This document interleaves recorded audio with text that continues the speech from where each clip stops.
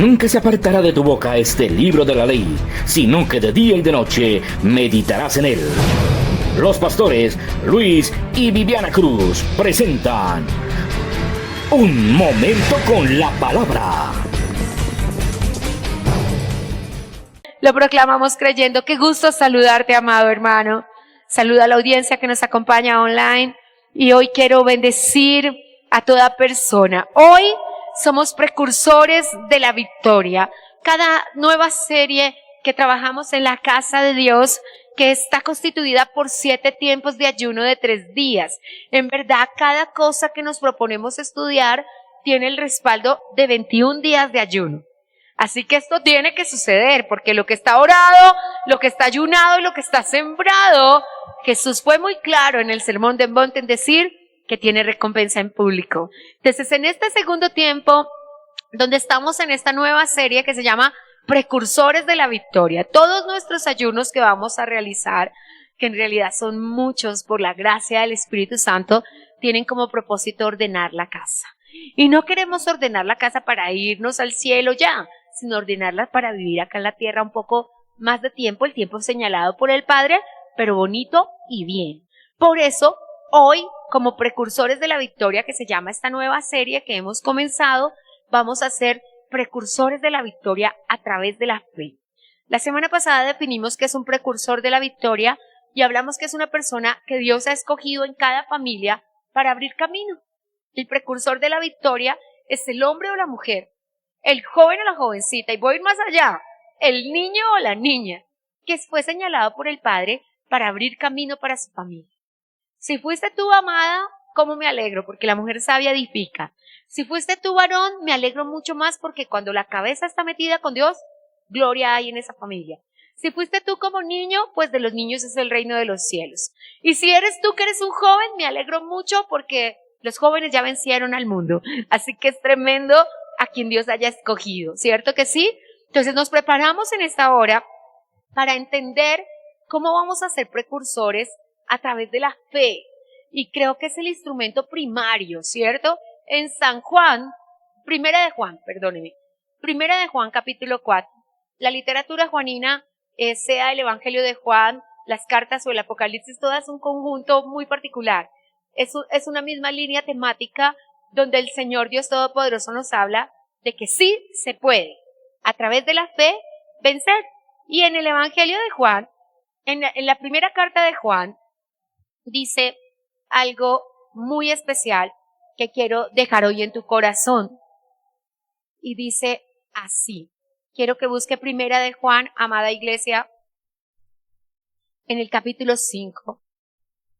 Los discípulos de primer nivel deben estar muy contentos porque es su texto guía de esta semana, la primera carta de Juan, así que lo tienen muy claro en su espíritu. Primera de Juan 5, en el versículo 4 dice así, leámoslo juntos, en el poder del Espíritu Santo de Dios. Porque todo lo que es nacido de Dios vence al mundo. Y esta es la victoria que ha vencido al mundo, nuestra fe. Esta es la victoria que ha vencido al mundo. Entonces, para ser precursores de la victoria, tenemos que comenzar por entender. Sé que a una iglesia madura no tengo que explicarle qué es fe, pero tienes que entender, mi amado hermano, que allí en casita hay precursores de la fe que necesitan ser despertados, que hasta ahora están llegando a los caminos del Señor y no tienen el concepto claro que tú y yo tenemos. Ahí en pantalla te está apareciendo Hebreos capítulo 11, versículo 1, que es nuestra definición de fe.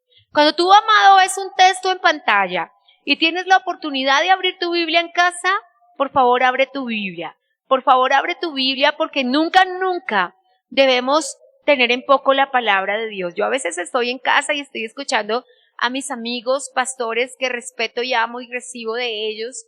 Y voy y suelta la palabra el pastor Ricardo, suelta la palabra el pastor Claudio, o suelta la palabra el pastor Arnold, y yo salgo corriendo, sobre todo pues el pastor David Wilkerson, que ya nos adelantó en el reino de los cielos, o también el pastor Chuck Swindoll, porque necesitas aprender, y es básicamente como si lo tuvieras enfrente, es como estamos en esta misma hora, como si la pastora estuviera en tu casa dándote la palabra. Hebreos 11:1 que ya está ahí en pantalla, dice, es pues la fe, la certeza de lo que se espera y la convicción de lo que no se ve.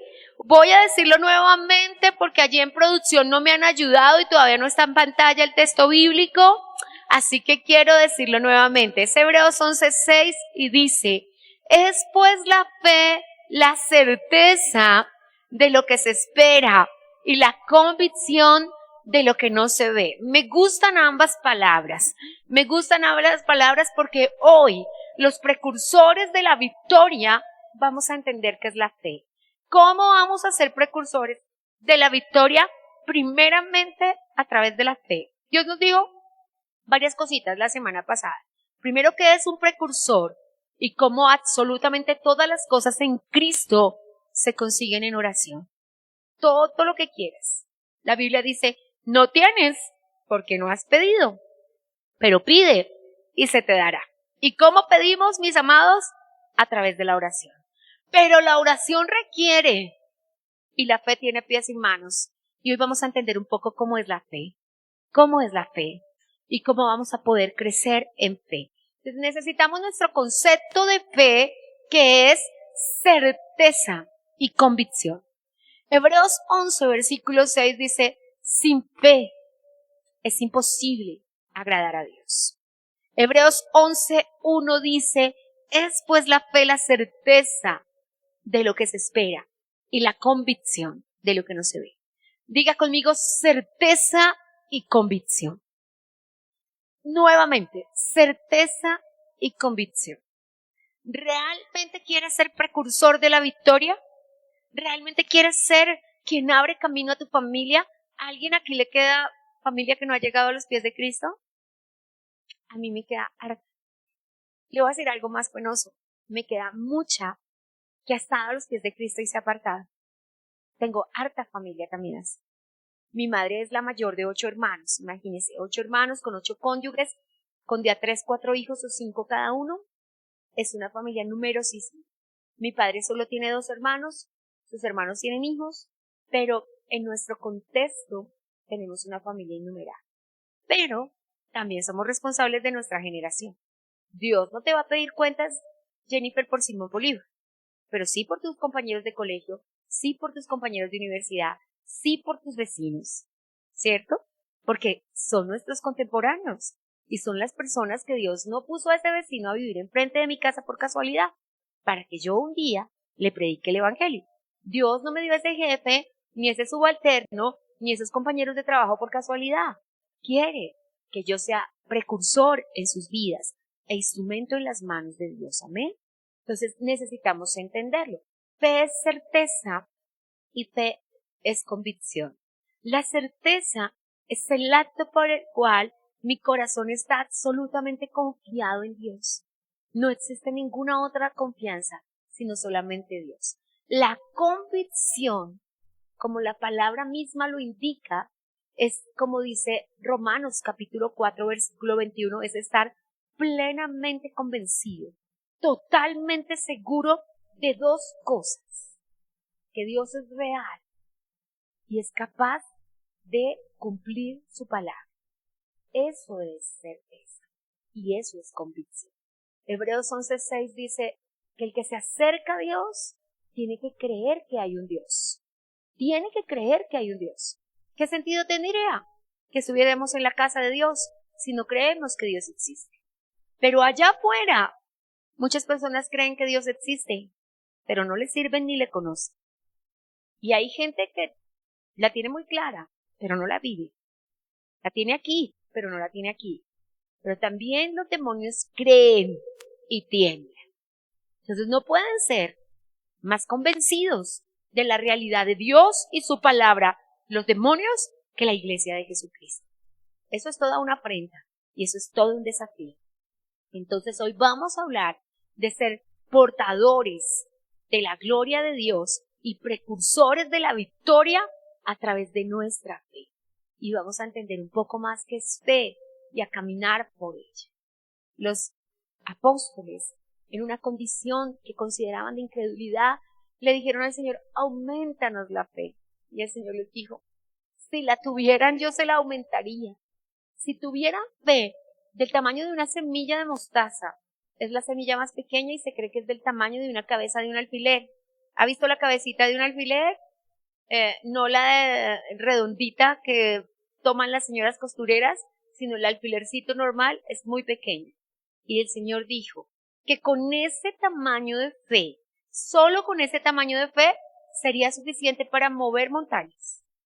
Creo que nuestra fe es del tamaño de una molécula, ¿será? ¿Cuál será la partícula más pequeña? Hoy tenemos, ya no hablamos de átomos, sino ahora tenemos nano, algo, ¿cierto? No soy muy certera en ello, pero sé que ahora tenemos medidas más pequeñas y creo que a esa medida pequeña de fe nos hemos reducido y es la razón por la que a veces no podemos levantarnos como portadores de su gloria. Entonces vamos a ver unos textos bíblicos donde vamos a entender un poco qué es fe. Siempre recuerdo a un hombre cuyo niño estaba enfermo desde muy chiquito. Su niño era lunático, ¿cierto? Y no es como lo dijera Wilfrido Vargas, que la luna lo volvió loco, no señor. Simplemente que era una de las creencias que las personas tenían de que tenía que ver con la luna, la pérdida de la razón mental. Yo no voy a entrar al área de la astronomía para decirte si es posible o no es posible, pero lo que sí te puedo decir que es posible, y fue real, es que ese nené tenía perdido su razonamiento. Jesús no estaba cuando ese niño fue llevado a 9 de los apóstoles, entre ellos Judas, entre ellos Tomás, que no ayudaban mucho con su fe, y entonces ministraron liberación al niño, pero el niño no fue libre. En ese momento Jesús baja del monte de la transfiguración con Pedro, Juan y Jacobo y se encuentra con una multitud que está diciendo: tus discípulos no sirven para mucho, no pudieron echar fuera ese demonio. Y Jesús los mira y dice: ¿hasta cuándo me los voy a soportar? Un poco enojado. Y lo que quiere decir es: ¿cuándo voy a seguir soportando tu incredulidad? ¿Por qué tengo que seguir soportando tu dureza de corazón, tu dureza de servir? ¿Por qué no me crees? Y entonces se acerca al niño, tiene una compasión y un amor tan infinito, se queda mirando al niño y le pregunta al papá: ¿desde cuándo tu niño está así? Porque no ve solamente el sufrimiento del niño, sino ve el sufrimiento de sus padres. Aprovecho para hacer un comercial aquí para todos los cuidadores de personas enfermas, porque siempre tenemos tanta compasión por el enfermo, y cuando dicen es cáncer, pero no pensamos en el hijo, en el padre, en el hermano que está ahí cada día, acompañando a las diálisis, acompañando a las quimioterapias, soportando nuestro carácter cuando estamos enfermos, que estamos bravos, que estamos ansiosos, y esas personas. Pero Jesús, que ve más allá de lo que podamos imaginar, se queda mirando a ese papá y dice: tu niño ha sufrido, pero con la mente enajenada, pero tú has sufrido plenamente consciente. Y lo siento tanto. Y entonces libera al muchacho. Y el muchacho se sacude impetuosamente, se cae, se levanta, se totea, y todo el mundo piensa que se murió. Claro, querían linchar a Jesús porque pensaron que antes lo mató en vez de liberarlo. Pero Jesús toma de la mano a ese niño, que ya es jovencito, lo levanta y dice: denle de comer. Antes, durante todo este proceso de que Jesús está mirando con misericordia a ese papá, le dice a ese papá: ¿tú puedes creer? Si tú crees, como creas, será hecho. Y entonces el papá le dice: yo creo, pero ayuda a mi incredulidad. Qué lindo, ¿cierto?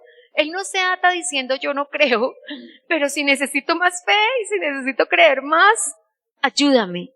Y quizás esto es lo que le vamos a decir nosotros en este tiempo, en esta semana, de ser portadores y precursores de la victoria para nuestras familias. Señor, yo sí creo, pero si necesitas ayudarme más, ayúdame. Amén.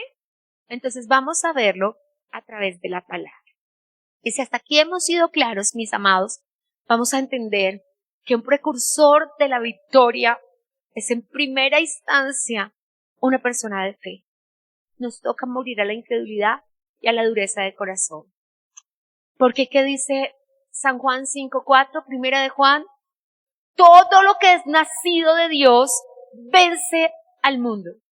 Y esta es la victoria que ha vencido al mundo: Ahí está en pantalla, es Primera de Juan, capítulo 5, versículo 4, y dice, todo lo que nació de Dios tiene el poder para vencer a este mundo. Usted nació de Dios, usted aceptó a Cristo como Salvador, su nombre fue escrito en el libro de la vida, usted puede vencer al mundo. Y lo vencemos a través de nuestra fe. Entonces, para ser precursores de la victoria, te lo contaba y te lo contaba. Desde que comenzamos las series, ordena tu casa, porque este año vamos a ordenar la casa, porque vamos a cosechar, porque vienen nuevos comienzos y puertas abiertas, y solo podemos tomar todas las bendiciones que nos fueron anunciadas ordenando nuestra casa. Recuerda que el Espíritu Santo se movía sobre la faz de la tierra y no podía entrar a la tierra porque estaba desordenada. Nosotros estamos invitando al Espíritu Santo a vivir en nuestras casas, a quedarse para siempre con nosotros, porque ya está dentro de nosotros. Estamos ordenando la casa. Estamos ordenando esta casa, que somos nosotros mismos, nuestro cuerpo, nuestra salud, nuestros pensamientos, espíritu, alma y cuerpo rendido al Señor y guardado irreprensible, como dice Primera de Tesalonicenses 5:23, para su venida. Pero también esta casa. ¿Recuerdas al rey Ezequías con el que comenzamos este camino? Él ordenó esta casa y ordenó esta casa, pero no ordenó esta casa. Y sus hijos se perdieron. Y nosotros no queremos eso para nuestros hijos. Toca ordenar esta casa. Y muchos tuvimos nuestra casa desordenada mucho tiempo porque como mujeres tomamos una autoridad que nos correspondía, porque los hombres son una autoridad. Y su autoridad fue delegada por Dios. Y tienen que tomar autoridad. Y necesitamos que Dios ordene la casa. Pero también necesitamos que ordene esta casa, que es nuestra vida espiritual. Nosotros tenemos que ser personas que pueden trabajar y seguir buscando a Dios. Y que pueden tener oficios y muchos hijos y una casa que ordenar, pero poder sacar un tiempo para orar. Y tenemos que poder ayunar. Y no puede ser que nos excusemos en el trabajo o en los oficios o en el diario vivir para no buscar a Dios. Porque cuando se nos presenta la circunstancia, y lo he vivido en mi propio hogar en estos días, una amada hermana mía se partió un pie y tuvo que estar quietica 6 meses. Y sin poderse mover. Y no puedes estar ansioso. Y no puedes decir, tengo que hacer y tengo que hacer, estás quieto. Y eso que en su casa. Porque hay personas que tienen que estar quietas en el hospital. Hay personas que están en coma ahora mismo. Aprisionadas en su propio cuerpo. Y nosotros tenemos que ordenar nuestra casa para no mal utilizar el tiempo, sino utilizando bien el tiempo, sirviendo en toda la casa. Puedes hacer ejercicio, se puede, pero no puedes vivir para el cuerpo. Puedes estudiar, pero no puedes vivir para tu mente. Puedes estar en tu casa y bendecir a tu familia, pero no puede ser lo único que haces en la vida. Alumbrar las ollas de la cocina, no. Qué rico que le cocines delicioso a tu familia, qué rico que aportes a tu familia los oficios, qué bendición. Yo no valoro a nadie más de los que están cercanos a nosotros que los que se ocupan de nuestra cocina y de nuestros oficios. Cuánto amor se tiene para lavar la ropa de otra persona.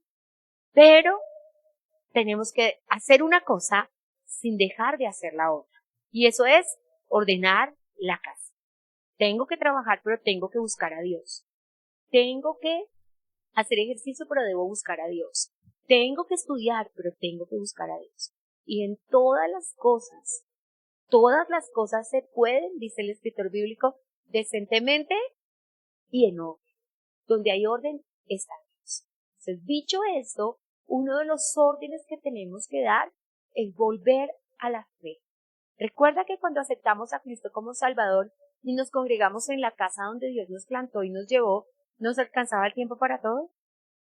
Recuerda que podíamos ir a todas las reuniones, a todos los cultos, a todas las vigilias, a todos los ayunos sin dejar de estudiar, sin dejar de trabajar y sin dejar de hacer, porque el amor primero que sentimos por Dios, que despertó el Espíritu Santo cuando aceptamos a Cristo como Salvador, nos ayudó en todo.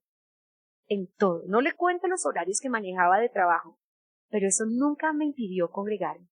Eso tampoco me impidió estudiar. Conocí al Señor estando en la universidad. Y los trabajos eran cientos.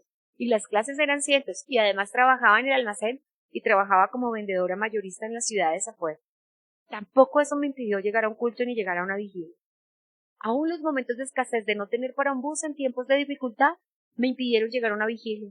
Fui a pie a una vigilia y salí a pie de una vigilia. Porque el amor por Dios nos mueve de una manera que nada más nos moverá. Pero necesitamos volver a la fe. Diga conmigo, volver a la fe. Y volver a la fe. El concepto de fe tiene muchos conceptos. La palabra que utilizamos en hebreo es emuná. Y es confiar en la fidelidad de Dios. Es entender. No sé si me puedes colocar allí en pantalla esa palabra emuná. ¿Cómo suena? ¿Cómo suena? No tiene. Emuná. Son tres sílabas que conforman la palabra fidelidad. Fe es confiar en la fidelidad de Dios.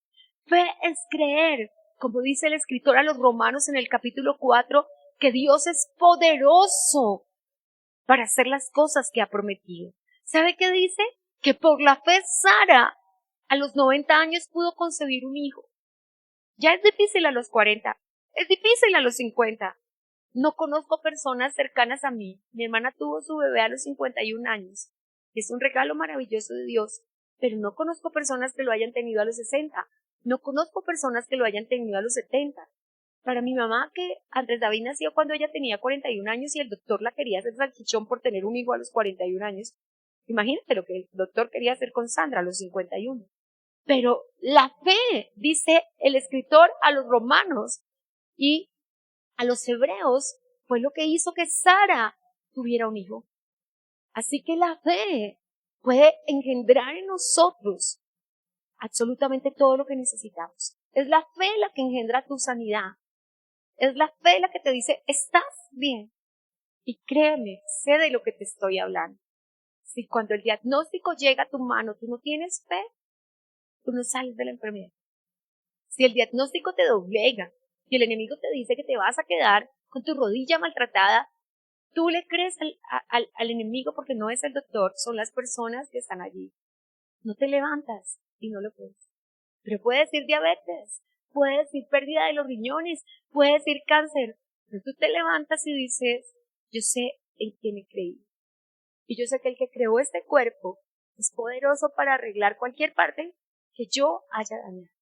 Por supuesto, hay que reconciliarse con el cuerpo y con Dios y decirle, Señor, perdóname que yo dañé este cuerpo, parándome a la hora que no era, trasnochando, comiendo lo que no era, no haciendo ejercicio, no orando, porque creo que lo que más necesita este cuerpo es un tiempo de oración cada día con el Padre. Nadie puede ir a la presencia de Dios cada día y seguir enfermo. Nadie. Pero si vamos a la presencia de Dios sin fe, sin emuná, confianza en la fidelidad de Dios. A mí me gusta, puedes colocarlo allí en pantalla, Lucas capítulo 1, versículo 45. Está en versión femenina, pero yo amo esa palabra. Dice, bienaventurada la que creyó, porque se le cumplirá lo que le fue dicho por el Padre. Cada palabra que salió de la boca de Dios se cumplirá. Se cumplirá que quieres estudiar en la Sorbona de París.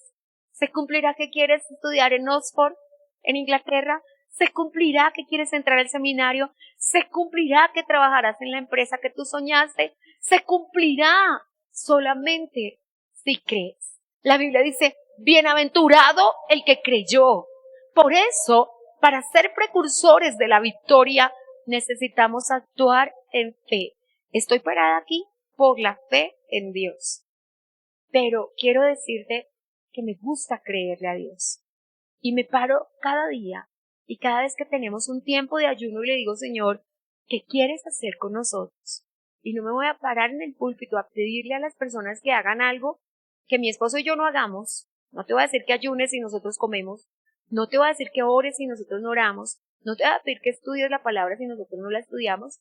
Pero tenemos que levantarnos todos a creerle a Dios. Y entre tiempos más difíciles y entre circunstancias más fuertes, más vamos a tener que creerle a Dios. Entonces, nuestro trabajo hoy, ¿sabes qué significa la palabra bienaventurados? La traducción literal es doblemente bendecidos. Doblemente bendecidos, más dichosos que todos los demás. ¿Y en qué consiste la bienaventuranza? En que creo que Dios es poderoso para cumplir cada palabra que Él ha prometido. porque Dios no es hombre para mentir, ni hijo de hombre para arrepentirse. Cuando hizo la dedicación Salomón, el texto está aquí encima de mi cabeza, cuando hizo la dedicación del templo, Salomón dijo, porque cada una de las buenas palabras que tú le diste a mi papá David, lo que tú le dijiste a mi papá con tu boca, con tu mano lo has cumplido. Yo amo mucho esa palabra porque creo que lo que Dios dice con su boca, con su mano lo cumplirá. Hemos tenido que comprobar que Él es sanador porque hemos estado enfermos y no de dolor de cabeza, no de gripe, de enfermedades que el mundo ha dicho son de carácter terminal y Dios dijo, esta enfermedad no es para muerte, es para vida, para que puedas contarle a todo el mundo la gloria de Dios. Así que tinieblas cubrirán la tierra y oscuridad a las naciones, pero sobre nosotros será vista su gloria. Y Él dijo, hay personas que están aquí que no se morirán sin ver la gloria de Dios, sin cumplir sus sueños, es lo que significa, sin que se cumpla su propósito de vida, sin que puedan ver en esta tierra la bendición que Dios les envió. Pero necesitamos creer, solo creer. Cuando en el capítulo 11 de San Juan murió Lázaro, la primera reacción de las niñas cuando él estaba enfermo, y cuando hablo de las niñas hablo de Marta y María, su hermana, que eran solteras, y recuerde que las niñas se casaban muy chiquitas, así que ellas tenían que ser muy jóvenes. Y recuerda que el destino de la mujer en el siglo I era la prostitución y la mendicidad. Ellas amaban a su hermano y anhelaban la sanidad de su hermano, pero también sabían lo que vendría para sus vidas si su hermano fallecía. Así que no era cualquier cosa. Y si no tenían una dote, y si recuerdas María, ¿qué hizo con su dote? Sabes que María no tenía una dote, porque la derramó en libación de perfume delante y encima del Señor Jesús. Así que sale y le piden a alguien que vaya corriendo. 4 días duró el viaje, lo que significa que Jesús estaba lejos. Y cuando llegó hasta allá, el mensajero le dice, el que tú amas. Esto no es manipulación, esto es amor, ¿cierto?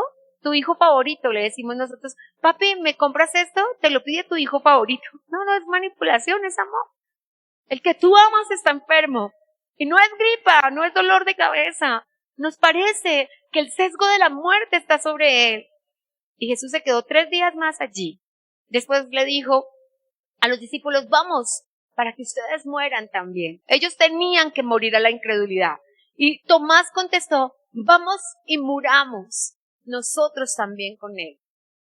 Vamos, Tomás le decían Dídimo, es decir que Tomás tenía un gemelo. Con un Tomás era suficiente para incredulidad, pero habían dos. Y entonces van juntos. Y cuando Jesús llega, lo experimenté ayer en las exequias, me lo había preguntado siempre por qué Jesús lloró si en minutos lo iba a resucitar. Siempre dije, Señor, ¿pero por qué lloraste? Porque yo no podía encontrar en mí la más mínima tristeza. Durante todo el tiempo del proceso supe que mi amiga estaba peleando la victoria de ordenar su casa y que cada minuto que pasara era para ordenar su casa, pero que era para la gloria de Dios. La sanidad en los cielos o en la tierra, ambas eran para la gloria de Dios. Entonces no podía encontrar tristeza. Pero cuando me encontré con los seres queridos se me rompió el corazón y pude entender qué fue lo que sintió el Señor Jesús con Lázaro. Porque Jesús lloró por María, por Marta, por sus familiares, no por Lázaro, aunque era su amigo y lo amaba. Y todo el mundo cuando lo vio llorando dijo, ay, de verdad lo amaba, es que lo amaba mucho. Sí, pero estaba próximo a ser resucitado. De hecho, de ser Lázaro yo me hubiera quedado ya en el cielo, pero él tenía que venir a la tierra, ¿cierto? Yo digo, Lázaro no dijo, ay, tan chévere, porque estar en el cielo y salir, como que no, ¿cierto? Pero él dijo, pero mis niñas, mis 2 hermanas están en la tierra, ¿y quién va a proveer para ellas? Yo soy la cabeza, yo soy el varón, si Dios me da otro tiempito mientras las niñas se casan y me deja formarlas, parece ser que no tenían papá y mamá vivo, porque la historia nos habla siempre de Lázaro y sus 2 hermanas. Así que, mis amados, ¿qué es lo que nos propone Dios? Que nos levantemos como bienaventurados, como portadores de la victoria, como precursores de la victoria y digamos, yo te creo. A mí esa frase de Pablo me trastoca los sentidos y dice, yo sé en quién he creído. Y necesitamos levantarnos y yo sé en quién he creído. Estaba en una cirugía un día, lista para entrar al quirófano y estaba minutos antes cantando. No muy clásico, pero sí muy especial. Una canción de Marcos Witt que se llama Venció. Y es rock, y rock pesadito. Y estaba yo allá batiendo los caballos y diciendo, venció, porque entré a una cirugía segura que Cristo venció a la muerte y a la enfermedad en la cruz. Y necesité recordarle al enemigo que Cristo lo venció, para no entrar con temor, ni con inseguridad, ni con incertidumbre. Necesitamos levantarnos y decir, venció, Cristo venció, venció al diablo en la cruz. Por lo tanto, como está vencido, la enfermedad no tiene poder contra ti, el rechazo no tiene poder contra ti, la inseguridad es que no sé si se producirá el milagro, no sé si Dios quiere que yo estudie allá, no sé si Dios quiere que yo trabaje allá. Si no lo quisiera el Señor, no estaríamos aquí. La gente dice, si Dios quiere, yo le contesto, sí, sí quiere. Sí, sí quiere. Decía el hermano de Lisita ayer en el altar, es que hay batallas que ganamos y batallas que, y le dije yo, que ganamos, porque necesitamos recordar que no hemos perdido una batalla, que Dios jamás ha perdido una batalla, que Él está sentado en su trono y que las cosas que pasan en la tierra, papeles, firmas, procesos jurídicos, procesos de salud, están en las manos de Dios. ¿Quién es tu médico? El Señor, Jehová Rafa, nuestro sanador. ¿Quién es tu abogado? Tu paracletos, tu defensor. Jesús de Nazaret, quien en Primera de Juan dice, yo soy tu abogado. En San Juan 15 dice, te daré un nuevo abogado, uno más especializado que yo, el Espíritu Santo de Dios. ¿Necesitas más? ¿Quién es tu maestro? Isaías dice, Él es tu enseñador, el Espíritu Santo de Dios. Dice Isaías, todos mis hijos serán enseñados por Dios. No creo que exista un maestro superior a Él. No creo que nadie sepa más que nuestro Dios. Pero necesitamos levantarnos y creer. Por eso Primera de Juan, capítulo 5, verso 4 dice, esta es la victoria que ha vencido al mundo. Esa victoria es nuestra fe. Nos levantamos y si nos toca pararnos hoy, como el papá del niño lunático, y decir, ayúdame en mi incredulidad, pidámosle ayuda al Espíritu Santo. La Biblia dice que si alguien es falto de sabiduría, se lo pida a Dios. Y si nos falta fe, pidámoselo al Señor. Tal vez nos conteste como a Pedro, ¿dónde está tu fe? Tal vez nos conteste como al padre incrédulo, si tuvieras un poquitico nomás de fe. Ahora, a este hombre vino otra pregunta. Los discípulos dijeron, ¿y nosotros por qué no pudimos? Si de verdad oramos con fe, pobrecitos, ellos dijeron, si oramos, de verdad la dimos toda. Y el Señor les dijo, es que ese género en particular, o sea, ese particular clase de problema, sale con oración y con ayuno. Es decir, añádele a tu fe ayuno y oración. Como tú estás añadiendo hoy ayuno y oración, ciertamente el milagro sucederá. Amén. Entonces, puestos sobre nuestros pies, vamos a decirle al Señor que nos ayude. Echemos fuera la incredulidad, la incertidumbre, la duda, la ansiedad.